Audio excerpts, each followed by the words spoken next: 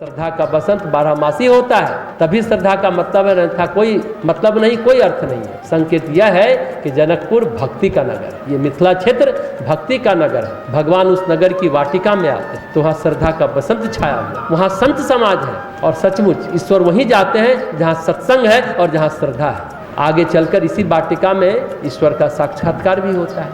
तो ज्ञान दीपक के प्रसंग में भी सबसे पहले श्रद्धा का वर्णन, मनु के संदर्भ में भी सबसे पहले श्रद्धा का वर्णन। सबसे पहले सात्विक श्रद्धा हो, फिर भाव हो, भक्ति हो, अनुराग हो। जब तक भाव और भक्ति नहीं होगी तब तक बात बनेगी नहीं।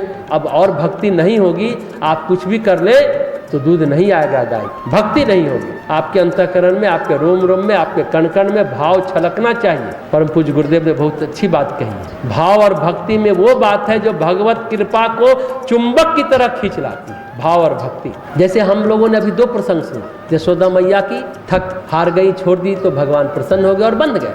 दूसरे प्रसंग में हमने सुना कि काकभूसुंडी महाराज का भागते भागते नहीं भाग पाए तो 2 अंगुल का अंतर रहा भगवान राम और काकभूसुंडी के बीच में। वो भी सोचे छोड़ो अब नहीं भागते, भगवान ने पकड़ लिया तो भगवान के साथ खेलने लगे। नहीं भागे, सभी लोग चले गए, फिर रुक गए कि अब नहीं भागते, तो भगवान के साथ खेलने लग गए। खेलने लगने का मतलब क्या हुआ? भगवान की शरण में आ गए। तो ज्ञानी का 2 अंगुल है नाम और रूप का अंगुल जो नहीं है, और भक्त का 2 अंगुल है भक्ति और भगवत कृपा का अंगुल। 2 अंगुल को पार कैसे करते हैं? जब भगवान के प्रति शरणागति हो और अपने प्रयास और पुरुषार्थ के प्रति विश्वास हो। परंतु प्रयास और पुरुषार्थ आदमी के लिए बहुत कठिन है, लगातार नहीं कर पाता है, थक जाता है, कॉन्फिडेंस खत्म हो जाता है, निराश होने लगता है, धैर्य नहीं रहता है, थक जाता है, कहिए थक जाता है, तुरंत उबने लग जाता है। साधना में मन नहीं लगता, आधे घंटे बिठाते हैं, बीच में 4 लोग उठ के चल देते हैं, मन नहीं लगता साधना में। तो अभी गाय का दूध निकला नहीं है, बछड़ा दूध नहीं निकालेगा, वो तो पी जाएगा। दूध चाहिए तो पैर में रस्सी बांधते हैं। नोई निवृत्ति पात्र विश्वासा, आगे की चौपाई में गोस्वामी जी कहते हैं नोई निवृत्ति पात्र विश्वासा। नोई मतलब, नोई तो जो गाय का दूध निकालते होंगे वो जानते होंगे, गाय के दूहते समय पिछले पैर को बांधने की रस्सी को नोई कहते हैं। और नोई निवृत्ति पात्र विश्वासा, पात्र चाहिए ना, बर्तन जिसमें दूध निकालेंगे, किस चीज़ का पात्र होना चाहिए? तो विश्वास का पात्र होना चाहिए।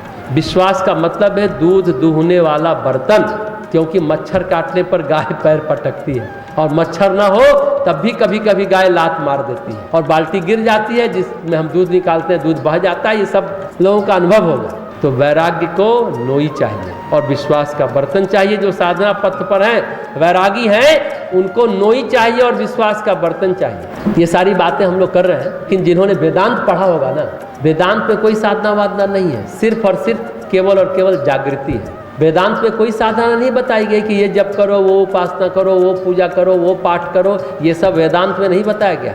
लेकिन गोस्वामी जी ऐसे पहले व्यक्ति हैं और हम समझते हैं शायद अंतिम व्यक्ति हैं जिन्होंने वेदांत को साधना में ढाल दिया, और वो भी क्रमानुसार। साधना का उदय कब होगा? जब सात्विक श्रद्धा होगी। साधना का परिपाक कब होने लगेगा? जब शुभ कर्म शुभ आचरण करेंगे। फिर पुण्य और तप प्रबल होगा। साधना का मर्म यानी स्वाद कब आएगा?